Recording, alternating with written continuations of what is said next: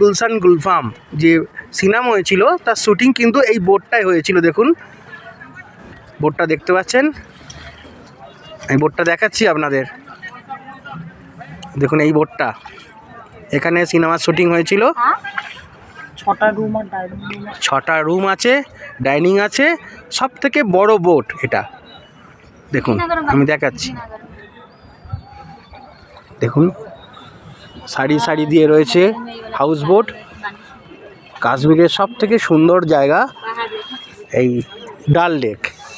সেই ডাল লেক আমরা আজকে শিকার রাইডস করছি।